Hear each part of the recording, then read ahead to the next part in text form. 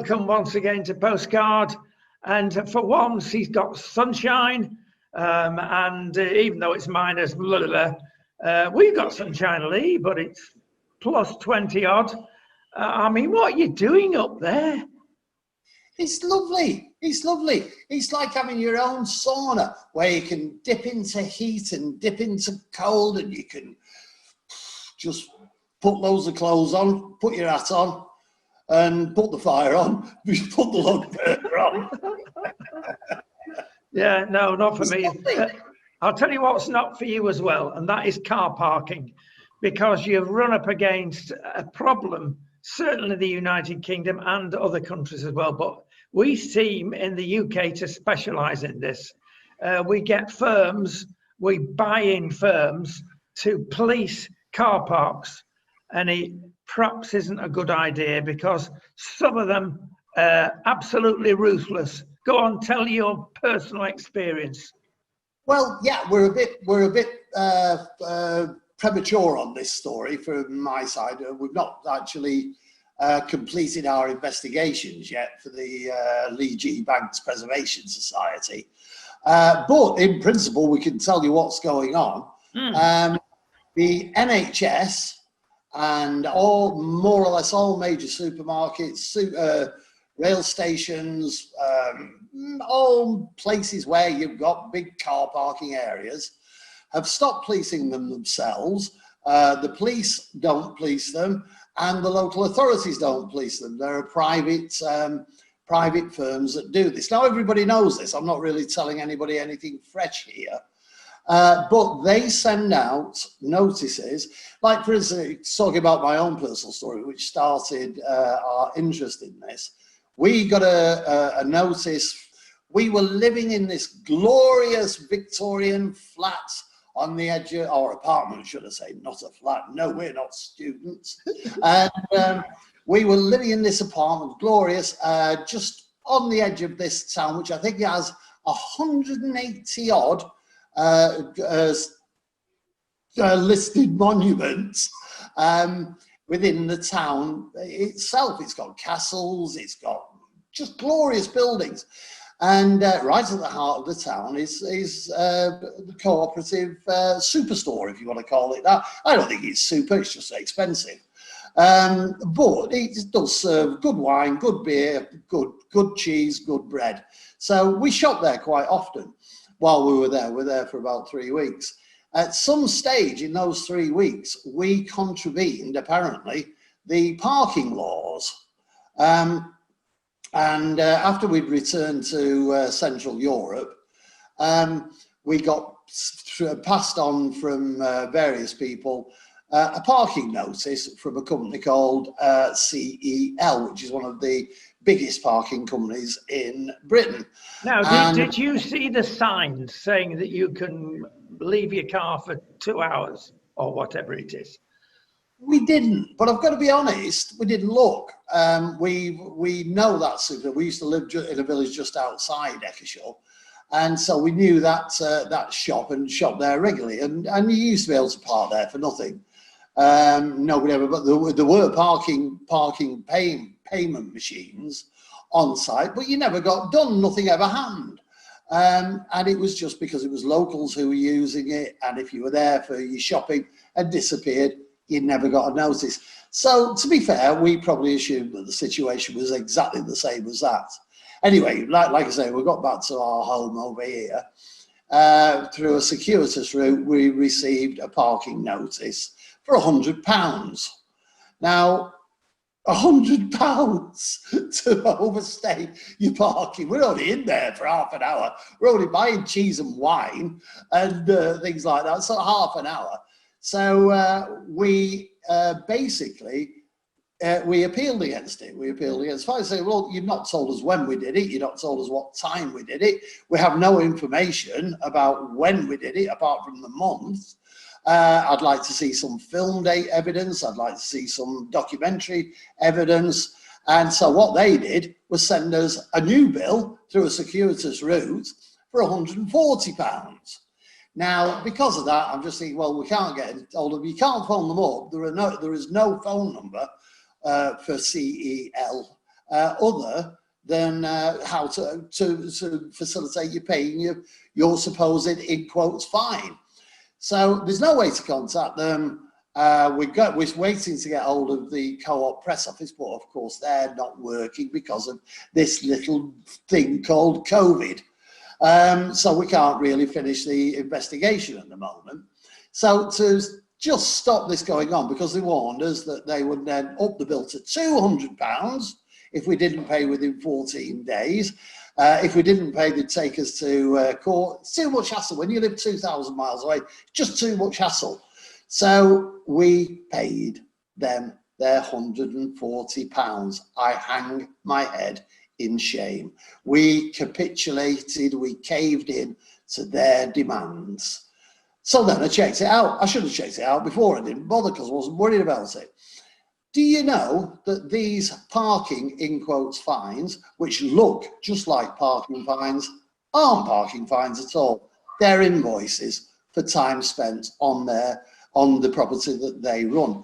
Now, the law isn't very clear about this. Some judges say, yes, well, to charge you £100 for overstaying for 30 seconds, yeah, it teaches you a lesson, young fella, me lad. That's some stupid, pompous arse of a judge in Staffordshire who says that. But on the other hand, like if you make a mistake and somebody has to charge for their time, they can only charge you for their earning capacity.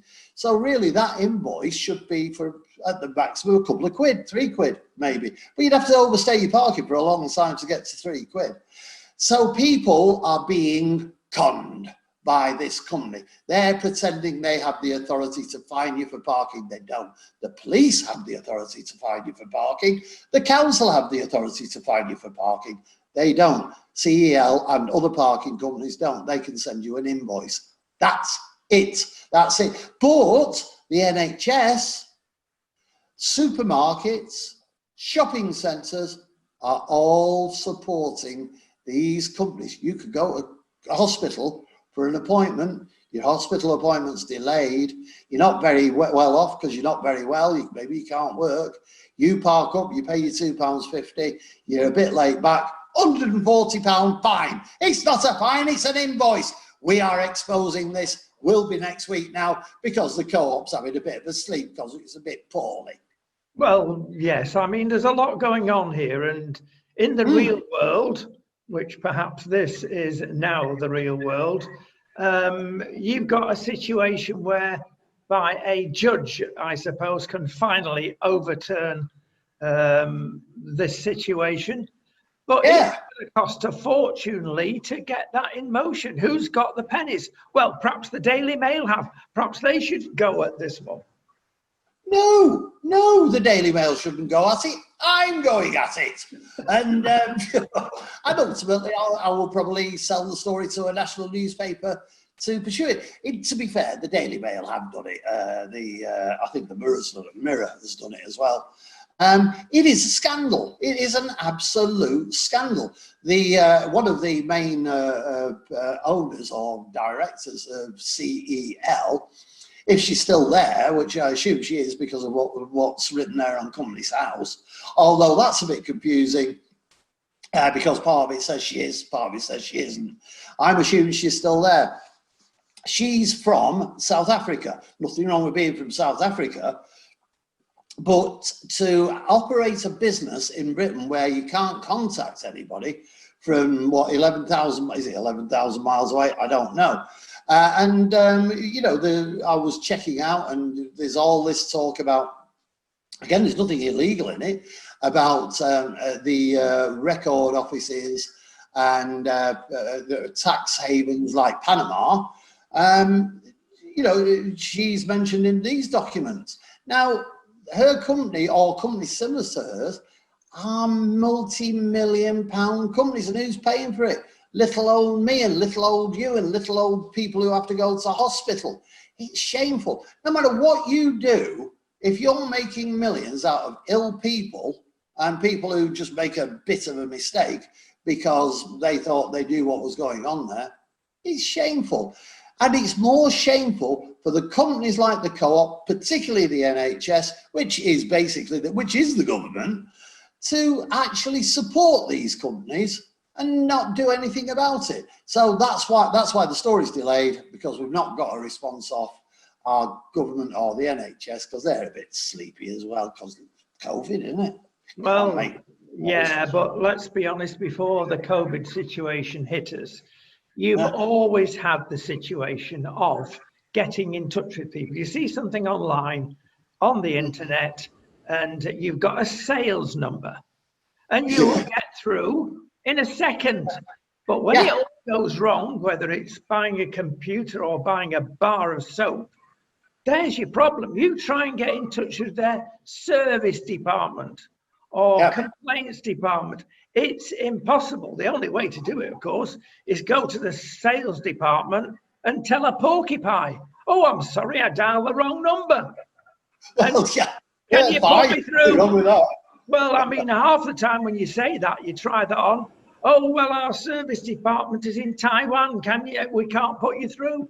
So beware, let the buyer beware.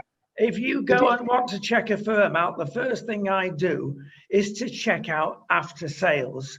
Compared with the Americans, who are miles ahead of us, check out the company. If you cannot get in touch with the company by telephone, never mind email, send this ticket in or whatever, not interested, I will not deal with you, because they're penny pinchers, but more than that, they're cheats. They're trying to get out of service and your legitimate rights. Just to support what you're saying, one of the thing, because we couldn't get hold of CEL, no email address, no telephone number. There is an address, you could write to them. Whether that's going to work or not, I just couldn't be bothered doing it. But I thought, well, what we'll do, I have quite a big car park around my luxury penthouse apartment in Poprad. And I thought, what I'll do, I'll get CEL to come and look after my car park around here. It's actually a garden. Used to have ducks in it until somebody stole my ducks. But I thought, I'll phone up and say, look, I own a big property here and people are parking on it. I need you to look after it. No way of getting in touch with even the sales department. So how did the NHS get in touch with them? How did the co-op get in touch with them? Did they just get a cold call off this company and say, oh, that's a good idea, lads? No idea. And that's why the story's delayed. We're trying to sort these things out. Right, we shall look forward to that in due course, but can I say that it does highlight a tension between the government organised services or the local government organised services being a little naughty. I can say, well, if it's run by the government, they're not professionals, they're civil servants, sometimes uncivil servants, but they are not they've not been through the mill. They don't know how to run a business in a lot of cases. No, and they're the biggest. They're the biggest business in the country. Well, they are, but you've got the evil on the other side of these rotten businessmen. Not everyone, but a lot are, that want to pinch every penny from you that they can. And they will go and do it by whatever method. No morals. They will have you. So you're caught between the proverbial devil and the deep blue sea, Leigh. Yep, absolutely. What do you do? Well, there isn't a lot you can do. What we are endeavouring to do is get a quote off, get comments off the NHS. We're still waiting for a comment off the Foreign Office on a different story. They've all gone, they've all disappeared. All the prep, we used to get comments immediately like that. 9 months ago, you'd pick up quotes of the Foreign Office or the British Embassy or a government department, and you will get a response immediately. Now, COVID, this is a byproduct of COVID. COVID has brought down this blanket wipeout of all information. Oh, we can't ring you back. No, because we've got COVID. We're having to watch loose women on telly instead of phoning you back. That's the law. No, it isn't the law. You're supposed to pick up your phone. I mean, we work from home. We pick our phone. Rodney won't agree with me on this, but we do pick up our phone. Yes, I say no more. Listen, linked to COVID, COVID's done some good in the rail sector. Now, as we all know, what a mess we've been in for decades. Started with beaching, and I understand now that approximately half the lines beaching closed will ultimately reopen. That was mega. And the Tories were responsible for shutting the lines there completely. Wrong, as it turned out. Crystal ball again, but you can't always get it right. Having said that, the cunning thing is that Britain's rail system is appalling. Both you and I know Europe well, and compared with Europe, it's about 10 times more expensive than Spain. I exaggerate not. And not as efficient. So what goes on? Well, we set up private companies, didn't we, to take up all the Midlands, the LMS, the own word for it, the Eastern Line, the Scottish lines. And you thought, that's the answer. Get it out of the hands of civil servants, get it out of the hands of governments. It's been an abject failure, but more of a failure than most people think, because in the last 2 years, when the trains have got better, timekeeping, and they're a bit posher than they were, thanks again to government grants, no doubt. But you've got mad things going on that cannot carry on. ASLEF, of course, are the biggest, apart from the BMA, I'm going to get in trouble for that, have got more power than you can imagine. And certainly in the south of England, you've had nearly 2 years of disruption, whereby you can't have a guard on that train.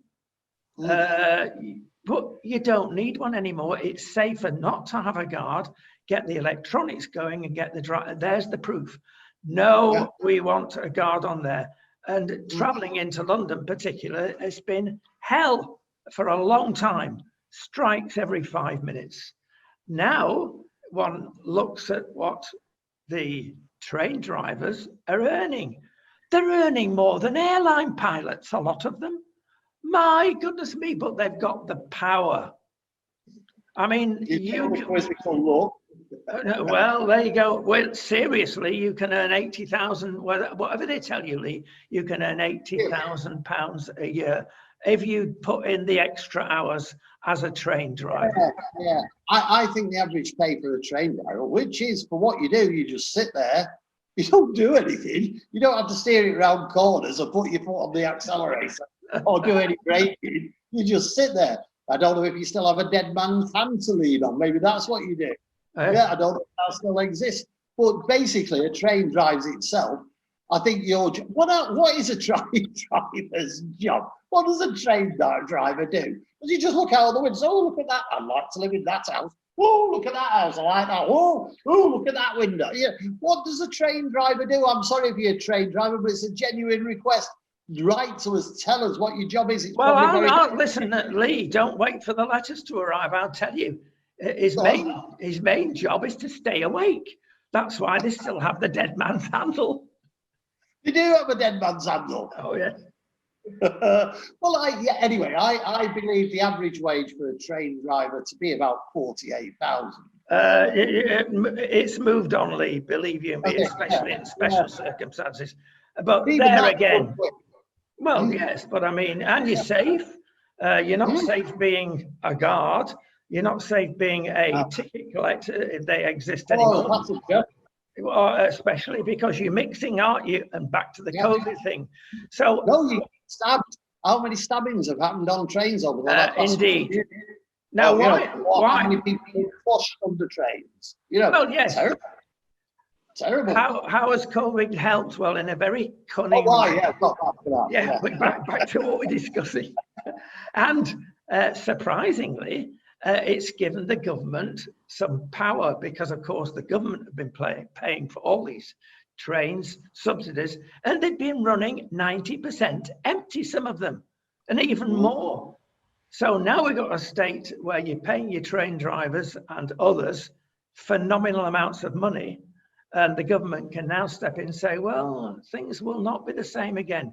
People have been working from home in Ecclesall or wherever it is, they won't be going to city centres again. And they are jumping, I have been told, on the COVID bandwagon to sort out the rail network once and for all. Hooray! I think you're right. I think the beaching project was way before my time.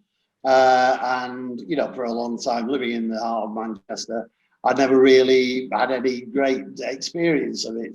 But when we moved to the countryside, to the British countryside, when we moved to the village of the damned, we really experienced the problems of shutting down the lines, the railway lines. And that was the phenomenal onslaught of HGV traffic through tiny villages, through everything else. And a big rail terminal was opened 20 odd years ago in a place called Telford, 20 miles away from the village of the damned. I'll explain one day why it's called the village of the damned, but the basic reason it's called the village of the damned is because it's the village of the damned. And so this rail terminal opened, they opened a rail terminal, and we had an increase of 10,000% of HGV traffic on our roads. Then what Tony Blair did was say, whoa, too much traffic on this road. What we'll do, we'll bring in 44-ton HGVs, make them twice as big, that'll help. And that's what closing down the rail system did.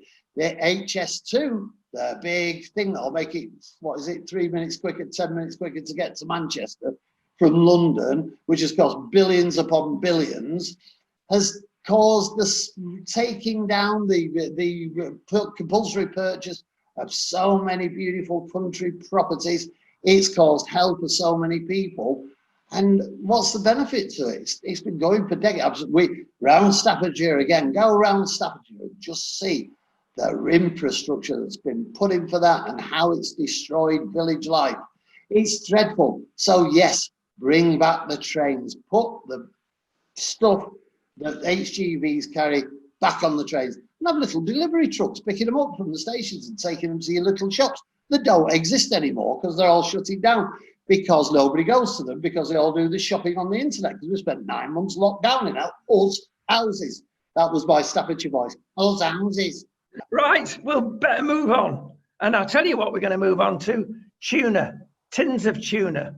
Now, I didn't realise this. No, don't go asleep on me. It is important. But things that, if you ever analyse the cost of things on the supermarket shelf, go to a tin of tuna. You can get one £2.50 for a tin of tuna. And if you think that that is a very expensive fish, and it is, some of the big ones are thousands of pounds. But how does it get into a tin, and how can we have it for £2.50? Well, I'll tell you. You con it into thinking it's a swimming pool and it dives in. Ah, I never thought that. I'm sure he's right. Well, in offshore Thailand and in the Far East there, we have found out that there are lots of fishing boats that go out for 2 and 3 years at a time, never come back to land. They catch the tuna and then they go back to the mothership and probably a frozen container ship and give the tuna over there for immediate dispatch. But they never see land, families, and they are treated appallingly. They're treated like slaves. And if they do anything wrong, literally they're strapped to the deck in the sunshine and punished for not towing the line. It's a horrible trade, and we're taking advantage of it, if you wish, paying £2.50 for a can of tuna. But should we, because we've done it in the past, boycott these slave drivers? I mean, we get all uptight about people working in factories in the Far East, slave labor, making jumpers, but at least they can go back maybe to the families every night. These guys are away for 3 years at a time and are treated like slaves. nobody does anything, Leigh? It's, yeah, the fishing trade has always had these grand anomalies of where people are mistreated by the industry. It's a one hell of a job. It's one of the toughest jobs you can be involved in. I used to live near one of Britain's greatest fishing ports. His name was just escaped me, next to Blackpool, and it was a hard drinking, hard fighting, hard smoking, hard everything community filled with divorce, broken marriages, and everything. And the main reason was these people were away for lengthy periods, years, like you say, sometimes, to make a living. Now, they chose to be in that situation. Where you're talking about in Taiwan, it'd be interesting to know how many. This is presented as something like it happens on every tuna fishing vessel there is that comes out of Taiwan. Now, it'd be interesting to see how many it happened on. Are there rogues out there who are doing this? Or is this industry-wide? I'd suggest it isn't industry-wide, but it's something that needs looking into. Slave tradery across the world in all sorts of industries is something we need to clamp down on. We need to clamp down. And anything that abuses humanity, human beings, in the name of mammon, needs investigating and regulating and making a workable industry. Like you say, the clothes industry, particularly the way it happened in Italy in the 60s, in Britain, in places like Nottingham and things like that. We need to look into these organizations and stop this abuse. Lots of places in Asia and India are very abusive towards lower castes anyway. And that needs looking into as well. When we lived in India, there were people known as spiders, and they could barely walk because they spent their lives crouched in cafes and in restaurants, sweeping away dust. And that it was him, but they were a low caste. So they were expected, and they expected to do that in their lives. Shameful and disgusting. Yeah, look into it. When I get time, I'll investigate this and we'll do something on it properly. Because if that kind of slave tradery is going on, it needs attacking and exposing. It does, and it is very widespread. Look at the amount of tuna that's on the supermarket shelves, and if you do the simple math, you can tell something's wrong. You can't get a tuna is not a cheap fish, but it is. I remember tuna being cheap. We were shocked. We used to eat a lot of, or buy a lot of tuna in Spain when we lived in Spain. Yeah. And I don't remember it being very expensive yet over here in Slovakia, which, to be fair, is a landlocked country. The tuna is, like you say, about €2.52, up to €3 for a small can. They're about that big, the cans. That was like a church, wasn't it? And I could made a church. And that was a day. Yeah, and it does appear to be expensive over here. And when you think you don't get a lot of tuna in it, it's not like you've got a family of fish. Well, no. Right. Yeah. Vive la France. Now, we're in Spain and Slovakia, but we still say, why Vive la France? What have they done? Well, Macron, our wonderful hero that nobody likes, I mean, he was very anti-Trump. He seems to have turned the corner and he's gone Trump-esque in many ways. The Islamic cruel beheadings brought him up sharp. But beyond that, I look to the attitude of the French people because they've got COVID as bad as most of us.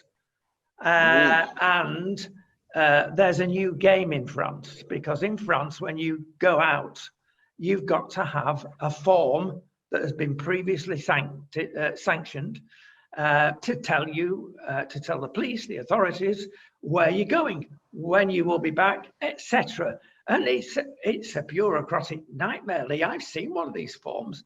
There's about 30 questions on the blooming thing. By the time you've gone out the house, well, it's midnight when you filmed this in. So the French have now taken great pride in breaking the law. And it's become very macho in France to break the law. How do they break the law? Well, they print their own forms. And they print standard questions and standard answers. And nearly 70% of the French people, allegedly, do this. And they're loving it. My goodness me. Is this what is wrong, generally speaking, with Western Europe? Is this why, because we don't obey laws, we see ways of getting around them, that we've got higher COVID? I think what you're saying is very interesting and very, very right as well. We've apparently had the lifting of lockdown in Britain. I don't think it's a lifting of lockdown. It's just you lockdown in different areas and on different levels. But we're vaunting it as the great lifting of the lockdown. So's Boris. But while you're saying that people in France are ignoring the laws by falsifying documentation, it came out at midnight that the lockdown was officially over in Britain. So what did the Brits do? What did the Brits do? At 5 o'clock this morning, they started gathering outside all the shops that were going into liquidation or closing down for whatever reasons to get cheap goods. And the first thing that went out the window was social distancing. So the instant that we supposedly lift lockdown, we all start having a cuddle and standing next to each other in shops in the early hours of the morning. Bear in mind, that's when it's at its wettest and dampest. And if you have a bit of a sneeze, it all gathers in all the liquid that's in the air. And we have done that within 5 hours of the lockdown being lifted. Now, in Slovakia, there has been, I believe, there's no official thing that I can show you or tell you about this, a lifting of lockdown. The difference is that the lifting of lockdown means that shops are open. It means that you can go and sit in a tent now and have a cocktail and a sausage sandwich or whatever you want. The bars, you're not allowed in the bars except to mictulate. That's the only reason you can enter a bar. So there is this lifting of lockdown here. Nobody's told us about it. But people still are going to the bars, they're wearing the masks, they're keeping the distance. We now nod to each other and smile sweetly rather than have a big ganglion hug. And so why is it different here? Why is it different here than it is in America or France? Why? What is wrong with England? What is wrong with Britain? What is wrong with British people? Why are British people so stupid? Well, you substitute the word stupid for bullshit. It's in our nature. I mean, we got all these foreigners coming over with their steel hats with horns on them not so long ago, and they were bullshit. Yes. So I don't know, Leigh, but if you look at the freer nations, let's say, there's got to be a factor. Right, we move on. We've got to move on, although sideways, because students are coming in for targeting for disobeying rules, and certain universities say, if you disobey the rule, we will fine you. In other words, if you get together and party in these COVID times, we will fine you. And they're doing it. And there's hundreds of thousands of pounds passing. In Nottingham, it's £1,500 fine immediately in Nottingham University. You disobey the law. Now, is this a good thing or is it a bad thing to fine the students? Well, who's fining them? The universities are fining them. The university, the chancellor. Well, they have no authority to do that. We go right back to the beginning of this show. They can invoice a student for it. They can't fine them. Only the police or a local authority, now a local authority education committee doesn't have the same power as a local authority who looks after car parking.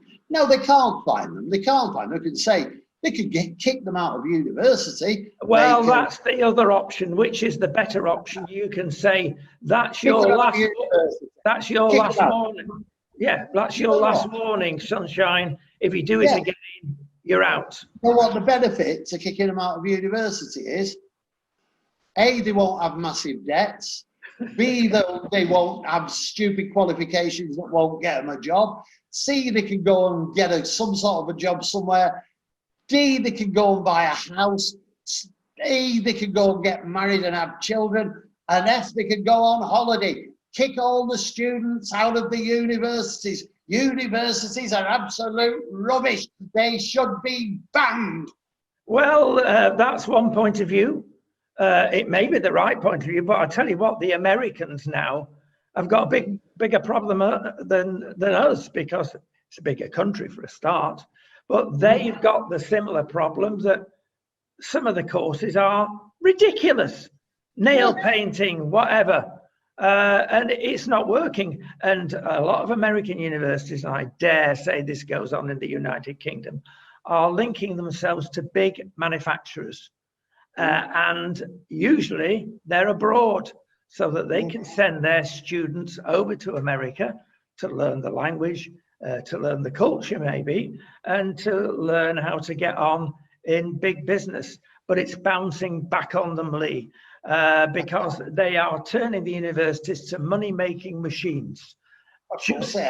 The same as Britain, and more than money-making machines, they are brainwashing machines into the Marxist culture. And that's exactly what happens in Britain. You name the amount of young people coming out that have listened to their lecturers that are really towards the left end of the spectrum. And be honest, they were the ones that nearly got our Super General Corbyn in power. They were the ones. And it's brainwashing, Leigh, but can we do anything about it? Yes, the present Labour Party want to bring the voting age down to 16. Of course they do, because there'll be even more young people voting, and they are not going to vote Tory. Well, it depends which universities you're looking at. When they basically turned secondary modern schools into universities, basically because they weren't very good at secondary modern. They're not very good at being secondary modern schools. Let's make them a university. I know that's not exactly right, but the principle's there. Now, yeah, universities are there to make money now. They're not there to educate. Education is a wonderful thing. Education is what the basis of life is about. Education is something that creates art, creates literature, creates jobs, and all the other things, the fineries of the world, come because of education. Medicine becomes of education. The problem is, what the universities do still, and have done for 20 years, is sell media courses. Now, the media is a contracting industry. Real media is. Citizen journalism is a contracting industry. Now, there again, I'll get on the phone and shoot me down on that. Of course, you are citizen journalists. Everybody's discovered what you really are. You're just fakes. You are the fake news. Now, then you have the media courses. Yeah, you can go on the internet, you can do your blogs, you can do all sorts of things, you can be a copywriter, but the jobs are not there and the money isn't there. Media used to be a good way of making a living. It isn't now. It isn't. So the kind of things that they're selling to students is something that's wrong and not very good. So fine. Let's relook at universities. Now, politically, universities have always been the breeding ground for anti-politics, for politics of a because view, of a new way of looking at culture and looking at life. And quite right, they should be, because education is about education, and you can only be educated if you look at things from both sides. And you should really be intelligent enough, if you've gone to university, to make your own mind up. But I don't think it is. Everybody gets an ology now. You know, when you got an ology before, you went to the doctor and got something for it. Now you don't. You go and get a job at McDonald's. Yes, sadly so. We covered this the week before last, but it's worth saying before we leave this particular topic. Mr. Lecturer at university, we're not interested in your political views. We want to hear political views, but everybody's political views, everybody's theology, philosophy, or call it what you like, then we make our own mind. We want to freely think. Yes. And be challenged in that thinking to get the thing right, so we can go into the big outside world and say, well, you know, it's a matter of choice. There we have this, there we have that. But what do we get? We get brainwashing. We've got to finish it there, man. Let's go on to something dear to your heart again, which is going to cause trouble. We have dug out a very... Thanks to The Guardian. Would you believe I'd ever say that? Thanks to The Guardian. A subject which has been repeated in certain other places within the news industry. The following. Facebook is going to do a deal in January, 1 month away, with the news media. Because... it's a little bit complicated. No, it isn't. We'll simplify it. You can pass on genuine news. It's not copyright, putting it simply. But what's happened is that he's wagging his head, boy. I knew he would. There's more to come. There is another... I'll correct myself there. I misunderstood what you said. No, you're absolutely 100% right. News itself isn't copyrighted, obviously.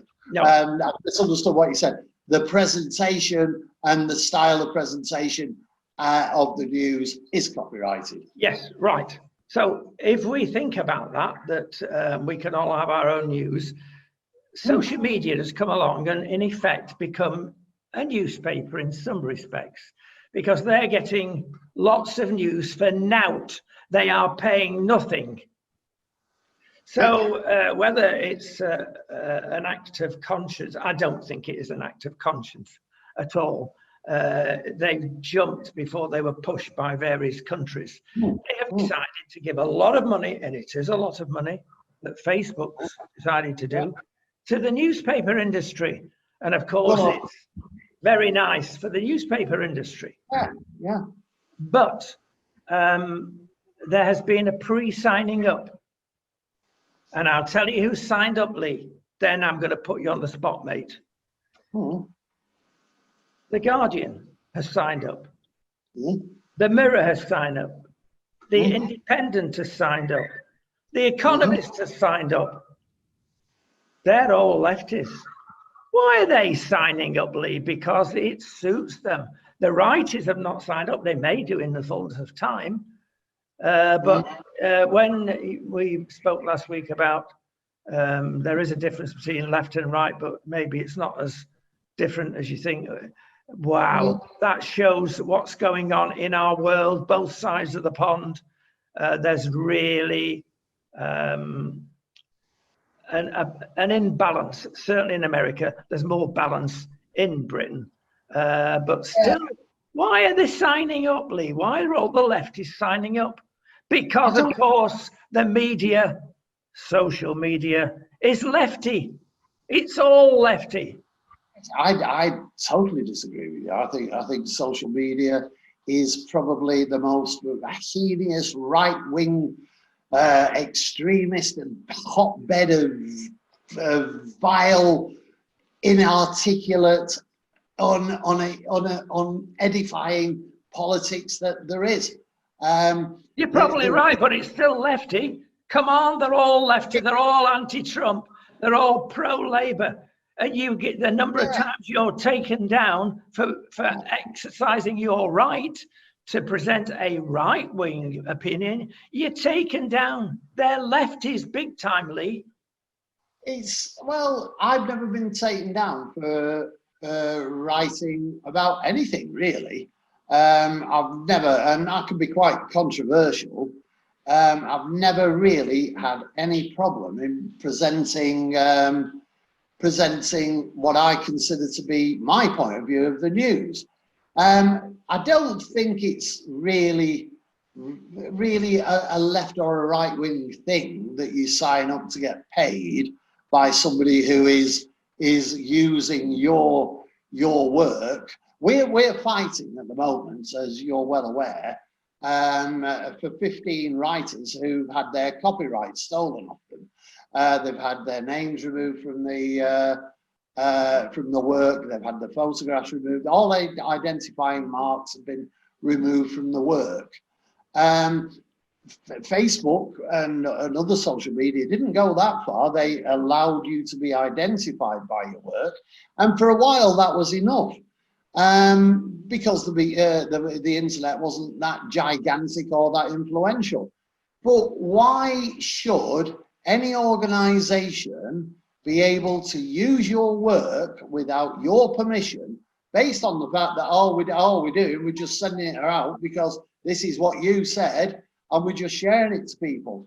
Yeah, that's fine. But when you are attaching advertising to that work, as newspapers do, then you should have a share of that information. Now, I looked at my own figures on the Leigh Banks Preservation Society last night.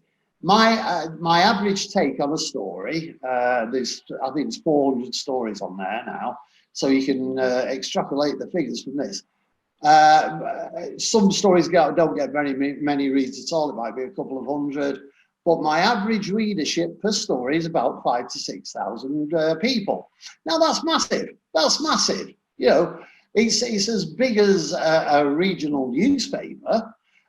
Because if you think, you know, if I've got 15, 20 stories that are doing that every few days or every couple of days, that's massive.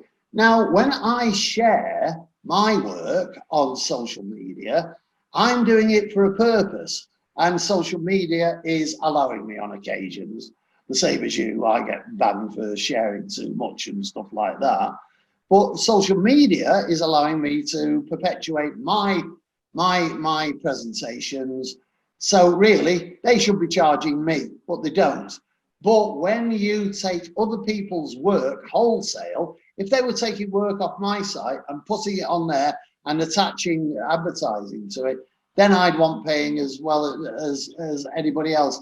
And right wing, left wing, mid wing, Bolshevik, anybody who's doing what they want to make a living has a right to be paid for the work they present to the world. If somebody else, yeah, absolutely.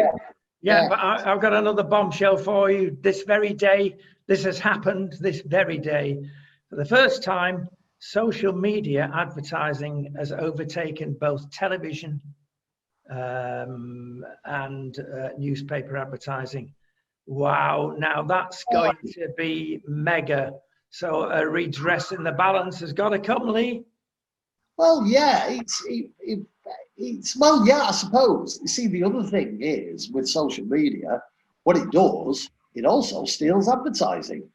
Well, it does, but it can target. That's the key. It can target because of data. Yeah, well, what they're like, we're interested in looking for properties in Italy at the moment. So all the advertising we get is advertising about properties in Italy. Yeah. Now this isn't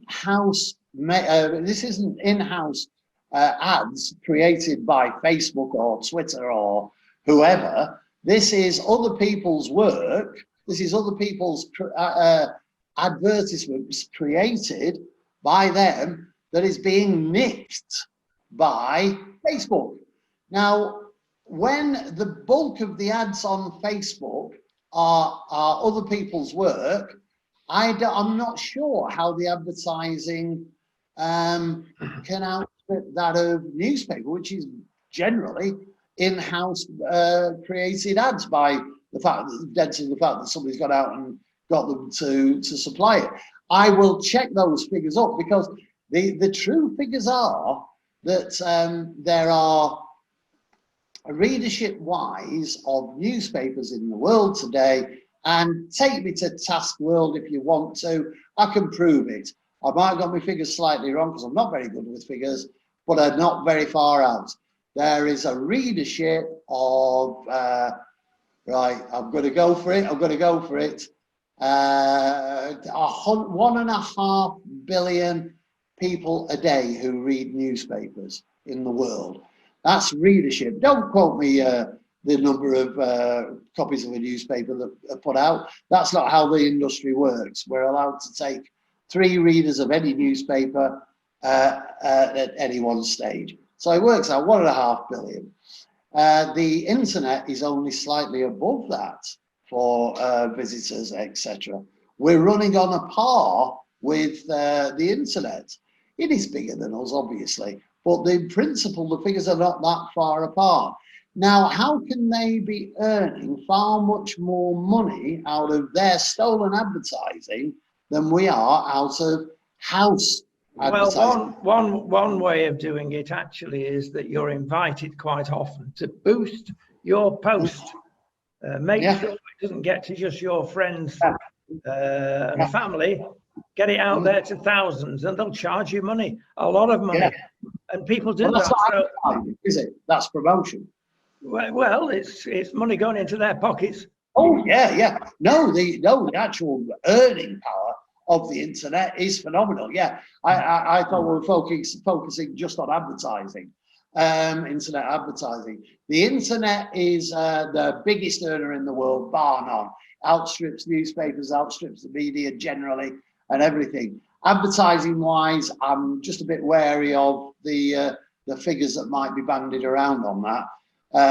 We still, let's face it, how much money do we make out of advertising on our internet sites? Interesting point of view. Well, indeed, but don't forget, you've got the biggest companies in the world now that are the big 6. Some people say 5, the big 6, so they've got it from somewhere. Listen, we have to go, Leigh. Time's past us. We've got lots of other things to discuss. We'll save it to next time. But one other thing that gets you, and it gets me, let's be honest, we're going to agree on this. Christmas music, we're already fed up about it. We get it from Easter, almost. But certainly now, at the end of October, everybody's playing Christmas music. And then we have to listen to the top. I mean, it's Cliff Richard on steroids, isn't it? We have to listen to a Christmas song. Dear old Cliff, if he didn't have regular Christmas hits, not for the last few years, he'd have sold half as many records. But it's de-Christmasizing Christmas. I think that's absolutely right. If you go to the Leigh G. Banks Preservation Society, have I mentioned that before today? No.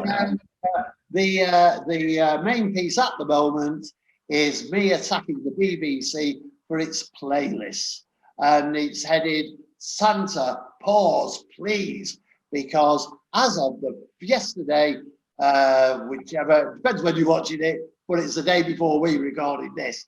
The BBC started playing back-to-back Christmas music, and the problem is, I'm fairly young, but I've been listening to the BBC for maybe 50 years, and it's the same songs over and over and over and over again, and they're not very good songs. Why do we have to be told by some horse-face, pipe-smoking crooner that to have ourselves a merry little Christmas?